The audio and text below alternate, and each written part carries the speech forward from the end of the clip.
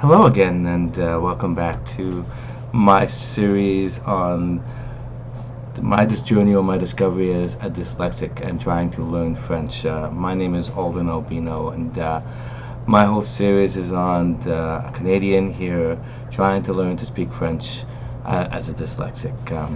Today, I'd like to discuss one of the reasons, several reasons that I wanted to learn French, and the reasons why I'm starting this video. So let me start off with I was just recently diagnosed as a dyslexic. The reason I ran across this later in life is I'm on a particular French course and struggling a lot with trying to learn to speak French. It then sent me on a search to find out why I was not keeping up with my classmates. Led me to the search that I am dyslexic. Through that journey, I then started to learn a great deal about dyslexia and dyslexics. One of the things that I found out several things. A very prominent person dealing with dyslexia in the U.S., Miss or Ms. Susan Barton, who is renowned for dyslexia and studies, had basically turned around and stated in one of her videos that dyslexics may be able to speak but will not be able to read or write in that other language. I found that extremely fascinating. Now, she had stated that there were studies done about that, and I'm like, let me go hunt for these studies. Yet I have not seen them. I know that there was a few different studies of different people online, and we're all giving our opinions just like mine. I'm not sure. When I go looking, I've heard it's extremely hard. I remember reading one that said if you are dyslexic, the worst language to pick to try to speak is French, and all these other different ones. What seems to be agreed upon is it's extremely difficult, and it takes a considerable amount of time to do it. Now, the only reason I would lend credence to what Miss Susan Barton's saying is that in a gentleman called Keith Gray, a chairperson for Dyslexia in Canada, had mentioned in one of his videos that out of the 7 industrial countries in the world, Canada is one of the worst when it comes to dyslexia. Why did I go down that route? When you listen to the YouTube discussion that Susan Barton had, she had brought up many different things in many different countries, and I went looking. In the States, if you are dyslexic, you can end up with certain alternatives or accommodations. Some of those are using sign language, not using French, finding other alternatives. So I'm thinking if they are one of the leaders of this, the question should be, what should we be doing? Henceforth, the reason it comes to me today about Canada and how should Canada handle the language issue for dyslexics. Why I bring this up is right now, if Miss Susan Barton is correct, then this becomes a very interesting question for, I believe, Canadian people and Canada as a whole. Why do I say that? Right now, you will get, let me rephrase that, you will get extra points given to you on job interviews if you're bilingual. You cannot advance in certain jobs, provincial, federal, or other ones, in your career if you are not bilingual. Now, here is where the problem comes for language issues for us as dyslexics. What I'm understanding is 20% of Canadians are dyslexic. So let's put that together. 20% or 7.4 million people in Canada are dyslexic. Going down the street, if you're not dyslexic, one of the 3 or 4 people there are dyslexic. Now, what that means is that these people, the 7.4 million, will never be allowed to get a job as a federal, provincial, in the federal or provincial government, or if they do, may not be allowed or will not be allowed to move forward, because you again are assigned points, extra bonus points for moving forward if you are bilingual. And that is the problem that's going on right now. So the question is, how do we deal with that? And that's what I'm going to pass out the question to you, the viewers, as to what we should do about that. Because if Ms. or Mrs. Barton is correct, we are running into an issue.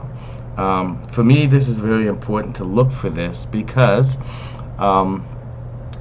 if she is right, then it would change. Let me reword that. Change a lot of things in Canada. It may end up changing what I believe is it'll affect my school. I see it affecting so many other things. So the question is, how should we handle that? I have taken some time to think about this issue, and in my mind, there's a couple ways. So the company I work for, we use the word COAs, or Plan A, Plan B, and so on and so forth. So my first thought when coming to deal with dyslexics and not being allowed to get a provincial job or federal job, and the big awful D word comes out, which is, well, discrimination, which is really much what it breaks down to, because we would not be allowed to do that. How do we, as a Canadian society, deal with that? Well, my first thought is, number one of these things is status quo, which means we leave it exactly the way it is now and just give dyslexics accommodations. Now, I'm struggling with that, and I will tell you, and to God, I don't know what the accommodations are because I haven't learned of them for myself for writing the government test. And the government test is both speaking, reading, and writing in the second language, be it French or English for the person, if their mother tongue is whatever. So here's the thing. When it comes to accommodations, the question is, what accommodations? Length of time to study, or accommodations in the sense of someone's reading it to you as opposed to you reading the language yourself. The problem comes, let's go with time. How long will it take? Well, recently there's been a study that claims that in our own mother tongue, in Ontario, the school system is so troubled, let's use that PC word, that in their own mother tongue, only about 40% of people are passing English in their mother tongue. So could you imagine what it might be for the second language, and then add to that being dyslexic? How do you give time to somebody to learn a language, a second language, that they're struggling with in school? I don't know. I have been particularly lucky to go to this amazing school, and the teachers and my colleagues are absolutely brilliant. But how do you deal with me there? Do you turn around and say, okay, we know it's going to take him 50% more time, so are you going to let me stay there extra time? How do you do that? So that's one of the accommodations time-wise. When it comes to writing, again, each person and each dyslexic is individual and different. Does that mean that it'll take me 30 minutes more, but somebody 15 and another person 45, so we set the bar at 30? Then again, you are creating an opportunity for someone to fail. So my thought is, status quo, I don't believe it's going to work. My option 2 would be to turn around and say, okay, all dyslexics do not write any of the written tests. Now, that has its pros and cons. I believe in today's society it's very interesting because a lot of the apps nowadays will read and translate pretty damn good in other languages. So the question is, should we really just be focused on speaking when it comes to the government test and not necessarily reading and writing? There are some interesting thoughts with inside there, and I'm not sure if that's the best one. Do you do the old thing that dyslexics are exempt? That's my number 3 thought. Personally, I don't like that thought at all, because it just reminds me of the old don't ask, don't tell, and how the LGBTQ plus had to deal with that for so many years, and we all know how well that worked out. I mean, can you imagine somebody coming up to you and you're an interviewer and they ask you, are you bilingual? No, but I'm exempt. How could you be exempt? Blah, blah, blah. It goes back to the don't ask, don't tell, and you run into all these issues. So personally, my feeling about that is 3 is not an option. My favorite option, and I'll tell you that right now, is number 4. That's just my thought. Why do I like number 4? Because I think it's quite simply the easiest way. The way to deal with that is simply don't ask the question anymore. Don't ask at a job interview if you're bilingual.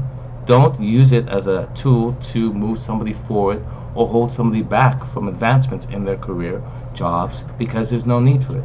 There is no documented proof that being bilingual makes you a more intelligent person. There's no documentation that says being bilingual makes you better at your job. None of that has stated that.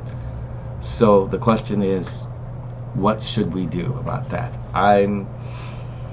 To me, as I said, number 4, not just for dyslexic, for everybody, seems to be the fairest thing.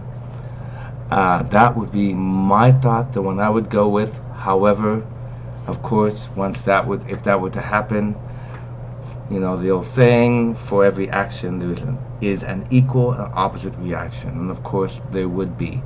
And I will put that in my next video as to if Canada were to go down that route, what I think could end up happening. And that's one of the reasons I'm struggling to try and learn to speak French, because I believe a lot of very good people will get hurt if we go down that route. But then again, I don't believe it is fair to stop 7.4 million people, or 20% of Canadians, from being allowed to get a federal or provincial job. So that's my thought. I can explain what I'm calling Pandora's box in my next video, or as I'm going to say, for every action there is an equal and opposite reaction. So thank you for listening to me. If you have any comments, please leave them. I'd love to read what you have. I'm looking forward to showing you how I think, how my brain moved forward, especially with the techniques I'm using. Anyhow, you have a good day and take care, and thank you for listening. Bye for now.